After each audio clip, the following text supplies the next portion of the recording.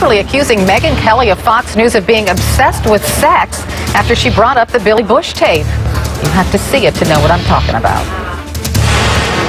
The three major networks spent 23 minutes attacking Donald Trump that night and 57 seconds on Hillary Clinton's secret speeches. You don't think this is a scale of bias worthy of Pravda and Izvestia? I mean, you want to know why Donald Trump's had a rough time? If Trump is a sexual predator, that is... He's not a sexual predator. Okay, you that's your opinion. I'm not taking a position on it. You could not defend that statement. I'm sick and tired of people like you using language that's inflammatory, that's not true. Excuse me, Mr. Speaker. Donald you have Trump no idea whether it's true or not. What we know is that there are at least... Neither do you. That's right, and I'm not taking a position on it, unlike yes, you are. When you use the words, you took a position. So what I think said it's very unfair of you to do that, Megan. Incorrect. I think that is exactly the bias people are upset by. I think that your defensiveness on this may speak volumes, sir. No, what I said let me just is suggest if... to you. No. Let me make my point, and then I'll give you the floor. What I said is if Trump is a sexual predator, then it's a big story. And what we saw on that tape was Trump himself saying that he likes to grab women by the genitals and kiss them against their will. You are fascinated with sex, and you don't care about public policy. Me? Now, that's Really? what I get out of watching you tonight.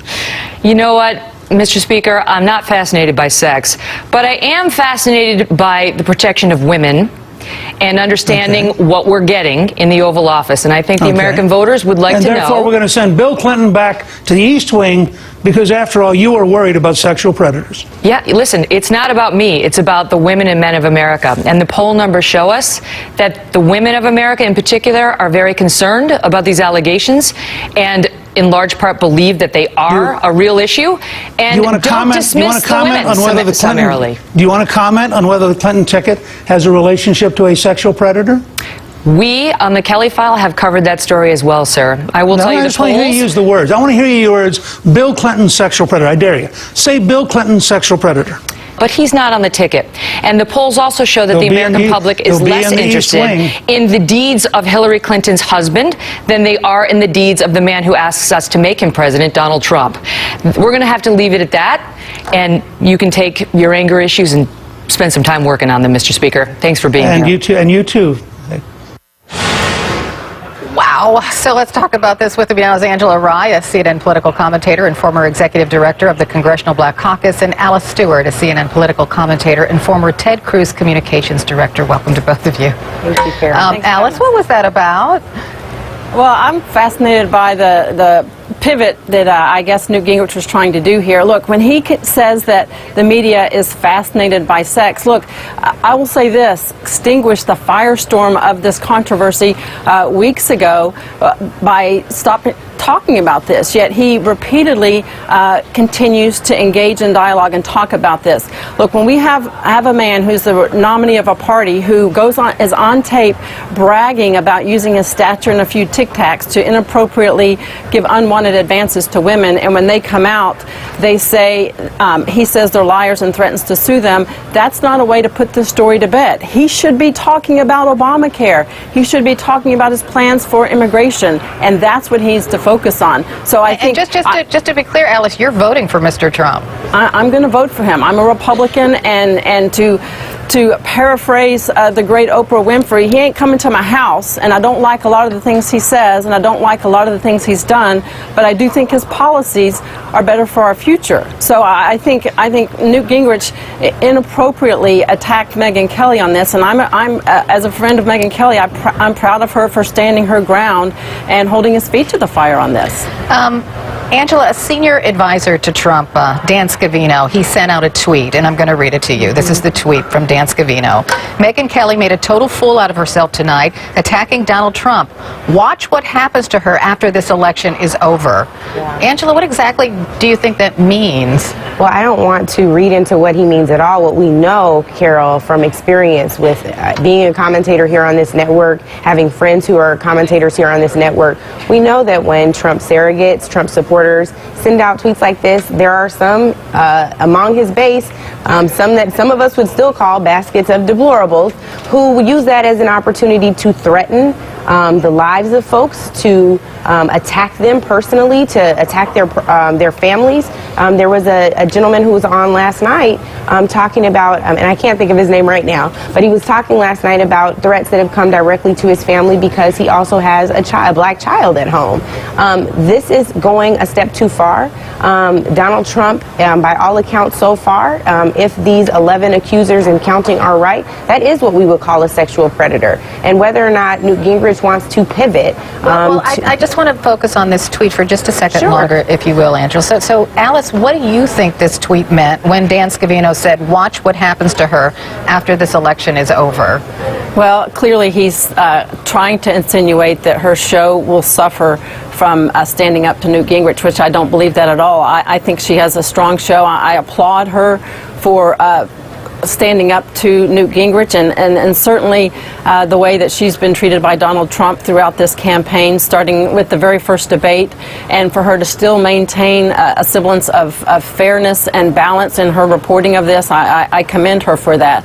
But to Angela's point, the threatening on Twitter and the threatening we've seen amongst a lot of people throughout this campaign is just uncalled for, and for us to be engaging in the personal attacks like this are uncalled for, and the dialogue certainly needs to be elevated.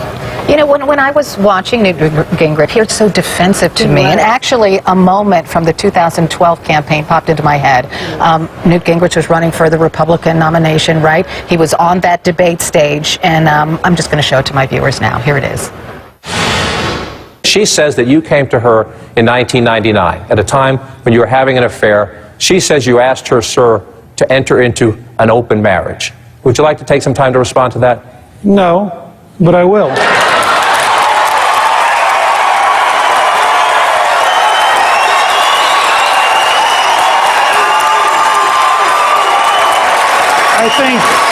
I think the destructive, vicious, negative nature of much of the news media makes it harder to govern this country, harder to attract decent people to run for public office, and I am appalled that you would begin a presidential debate on a topic like that. All right, so Newt Gingrich was talking about an ex-wife who claimed they had an open marriage, Angela, and you, I don't know, that image, that moment popped into my head as I was watching this Newt Gingrich, Megyn Kelly thing.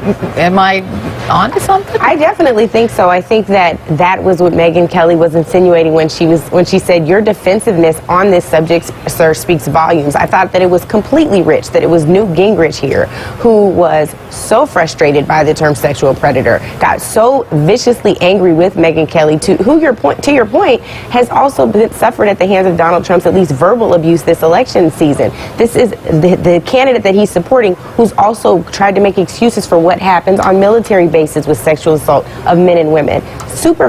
Completely frustrating. And Alice, I did want to go back because you brought up Oprah Winfrey earlier on. Let's be very clear, Oprah endorsed Hillary and is voting for Hillary. So I know you were paraphrasing, but I just don't want to confuse the viewers because facts sometimes get a little muddled in these Trump segments. Although I think it's wonderful that, we can at least be, nonpartisan in our support of Oprah Winfrey, at least with one small thing. Alice, I know it must be very frustrating for you as a Republican woman that, this kind of thing continues to come up because Mr. Trump is lagging badly in women. He's 17 points behind. So what does he do? If there's only 13 days to go? Well, he stops talking about this trash, and he stops making disparaging comments to women. And he does have a lot of ground to make up. Look, in the battleground states, which are key, he has to do well in these battleground states. A month ago, Hillary was up 5 points in the battleground states. Now she's up 15. So there is a long way he has to go, but he can make up ground. He can focus on Obamacare. That's a great issue. Moms and women across the country want to make sure their children are provided with quality, affordable health care. And that's something, with the premiums going up 22% in many states, that's something he should focus on. He should also focus on his plans to help our military and increase national security and on immigration. So addressing some key issues that are top concern to women, and stop talking about the Access Hollywood tape and these issues that are divisive and destructive. And that includes Newt Gingrich, right? Yeah, Newt Gingrich may not be the best spokesperson on this topic. And really quickly, Carol, the one thing I would say is I'm really concerned that people continue to say that sexual assault is not an issue we should talk about. We absolutely should. It's something that is a matter of public policy, and we have to resolve it. And we can't without talking about Trump's past transgressions, past issues here, but he needs to be talking about this issue, but he just needs to pivot in the way he's talking about the issue. What he's done so far has been very destructive to the public discourse, and Newt Gingrich did not help him at all last night. All right, I have to leave it there. Angela Rye, Alice Stewart, thanks so much. Still to come in the newsroom, Iraqi forces close in on Mosul as hundreds of ISIS suicide bombers are pouring in from neighboring Syria.